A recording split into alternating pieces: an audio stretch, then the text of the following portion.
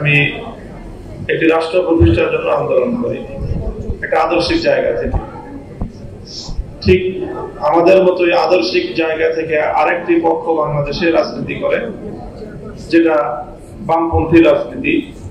তারাও অনেক কিছু অত্যন্ত সৎ এবং ভালো কিছু কর্মসূচি নিয়ে বামপন্থী দলগুলো রাজনীতি করে। ইসলামপন্থী এবং বামপন্থী রাজনীতিতে অধিকাংশ সময় দুই মেরুতে অবস্থান করে থাকে।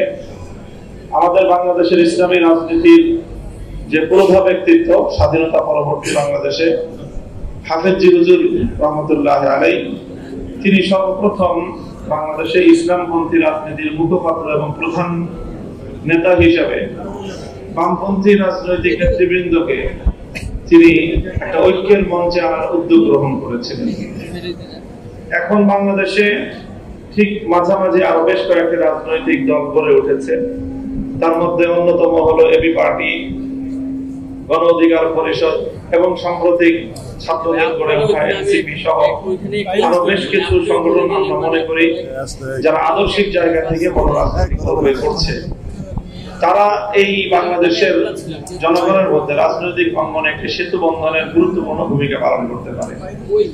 আমরা যদি এইভাবে রাজনীতি করি এবং বাংলাদেশে অতীতে যারা ক্ষমতায় থেকেছে এবং দেশ পরিচালনা করেছে, তার মধ্যে জাতীয়তাবাদী দল বিএনপি রয়েছে।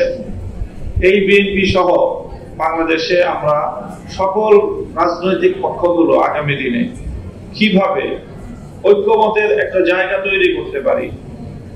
ফ্যাসিবাদী শেখ হাসিনার যে রাজনৈতিক প্রধান দর্শন ছিল যে বাংলাদেশকে বিভক্ত করা এবং বাংলাদেশকে বিভক্ত করে দেশের মানুষের মধ্যে এমন একটা সংঘাত তৈরি করা যাতে দেশটা কখনোই শান্ত হতে না পারে, ডিভাইড এন্ড রুলের যে পলিসি সে অনুসরণ করেছিল, ফ্যাসিবাদের সাথে সাথে তার এই নীতি যেন বাংলাদেশ থেকে চিরতরে উৎখাত হয়।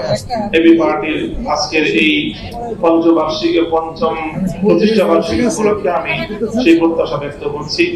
আজকে আমাদের সাথে এখানে অনলাইনে যুক্ত আছেন যুক্তরাজ্য থেকে জাতীয়তাবাদী দলের প্রধান কান্ডারি ভারপ্রাপ্ত চেয়ারম্যান জনাব তারেক রহমান সাহেব। তিনি আমাদের সাথে আজকে এই সম্মেলনে সংযুক্ত হওয়ায় আমি ব্যক্তিগতভাবে বিশেষভাবে তাকে অভিনন্দন এবং স্বাগত জানাচ্ছি। সকলের